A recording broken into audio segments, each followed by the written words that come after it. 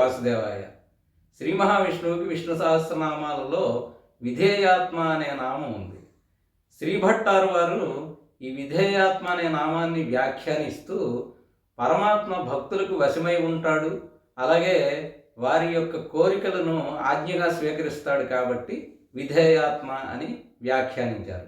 దీనికి ఉదాహరణగా మహాభారతంలో ధర్మరాజు రాజసూయ యాగం చేసినప్పుడు ఆహ్వానితులుగా వచ్చిన మహర్షులకు, క్షత్రియులకు సాదరంగా ఆహ్వానించే బాధ్యతను సగనీయంగా శ్రీకృష్ణ భగవానుడు స్వీకరిస్తాడు.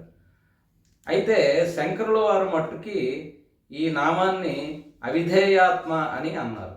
ఎందుకంటే భగవానుడు ఇంద్రియ అతీతుడు కాబట్టి అతడికి ఎవరికి దాసోహం అవ్వాల్సిన పని లేదు, అలాగే ఎవరి పట్ల విధేయత ప్రకటించవలసిన అవసరం కూడా లేదు.